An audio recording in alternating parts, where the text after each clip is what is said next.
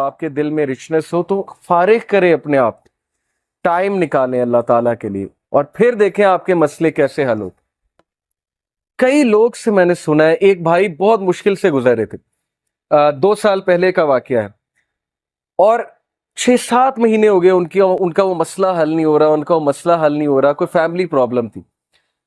اور ایک دن مجھے ملے and he was so happy، اور انہوں نے مجھے ایک سینٹینس کہا جو میں کبھی نہیں بھولوں گا۔ انہوں نے کہا کہ علی بھائی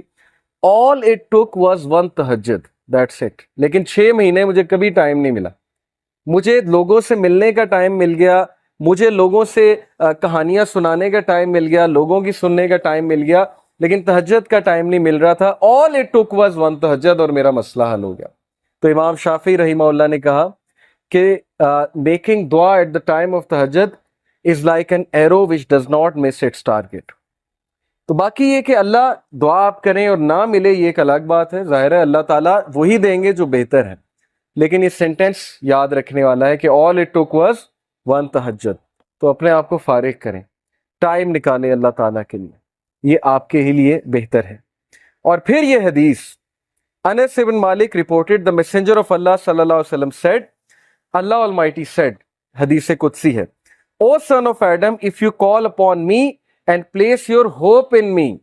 I will forgive you without hesitation۔ اگر تم ہوپ میرے سے لگاؤ گے، امید میرے سے لگاؤ گے، تو میں تمہیں معاف کروں گا، without any hesitation میں تمہیں معاف کروں گا۔ O son of Adam, if you have sins piling up to the clouds and then ask for my forgiveness, I will forgive you without hesitation۔ اور اگر تیرے گناہ آسمان تک جا رہے ہیں اور آسمان کی طرح پائل اپ ہو چکے ہیں، کلاؤڈز کی طرح، یعنی اتنے سنز ہو چکے ہیں کہ تم اسراف کر چکے ہو، اور تم مجھ سے معافی مانگو گے، میں تمہیں معاف کروں گا، لیکن سچے دل سے توبہ کرو گے، میرے پاس آؤ گے، میرے سے بات کرو گے، مجھے ریکگنائز کرو گے، تو میں تمہیں معاف کروں گا۔ تو کویسچن یہ ہے کہ کیا ہمارے ہوپس اللہ تعالیٰ سے لگے ہیں یا ہمارے ہوپس کریشن سے لگے ہیں؟ میں یوتھ سے بات کر رہا ہوں، میں حیران ہوں کہ ہم ایک انسان کے لیے راتیں جاگ لیتے ہیں، ہم اس کے لیے اپنے ڈیسیجنز چینج کر لیتے ہیں، کیریئر کے جو ہماری لائن ہے اس کو چینج کر دیتے ہیں ایک انسان کو پانے کے لیے، ایک انسان کے پیچھے دوڑتے ہیں، اور بعد میں ہمیں کوئی خاص فائدہ بھی نہیں ملتا، بعد میں ہمیں جو ہے وہ ریگریٹ ہوتا ہے کہ میں نے اتنا کچھ کیا اور آگے سے رزلٹ جو ہے وہ کچھ بھی نہیں ہے۔ تو یہ ہیں وہ مثالیں جو اللہ تعالیٰ ہمیں قرآن مجید میں بتا رہے ہیں، حدیث میں بتا رہے ہیں کہ تم میرے سے امید لگاؤ، تم میرے پاس آؤ، تم میرے سے مانگو، پھر دیکھو کہ تمہارا مسئلہ حل ہوتا ہے کہ نہیں ہوتا ہے۔ اور امید لگانے کے حوالے سے ابن تیمیہ رحمہ اللہ لکھتے ہیں، ان کی ایک کتاب ہے kalamullah.com پہ آپ جائیں تو وہاں پر ایک کتاب ہے ابن تیمیہ کی، I think relief from distress, yes exactly یہ نام ہے، ریلیف فرام ڈسٹریس سے ریلیف کیسے ملنا ہے، اوکے یہ کتاب ہے۔ وہ کتاب اس آیت کی تفسیر ہے، لا الہ الا انت سبحانک انی کنت من الظالمین، صرف ایک آیت کو پکڑا ہے ابن تیمیہ نے اور پوری کتاب لکھ دی۔ اس میں وہ ایک بات لکھتے ہیں کہ اسلاف جان بوجھ کر یہ دعا کرتے تھے، یہ بھی ایک دعا تھی ان کی کہ ہماری دعائیں ڈیلے ہوں، ہماری دعاؤں کی قبولیت ڈیلے ہو۔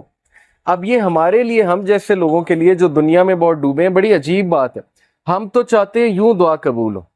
میں اللہ سے مانگوں اور چیز میرے سامنے ہو، چاہے وہ میرے لیے بہتر ہے یا نہیں ہے۔ اسلاف کہتے تھے کہ ہم جان بوجھ کے وش کرتے تھے کہ دعائیں ڈیلے ہوں، کیوں؟ کیونکہ جب بندہ دعا کر رہا ہوتا ہے اس کا تعلق ہی اللہ سے اور ہوتا ہے،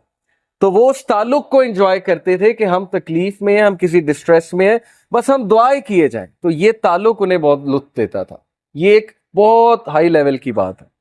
بتانا میں آپ کو یہ چاہ رہا ہوں کہ دیکھیں مصیبتیں آتی ہیں، مشکلیں آتی ہیں، انسان پر بہت سے فیزز آتے ہیں، اور اس فیز میں اگر اللہ سے آپ کنیکٹ کر جائیں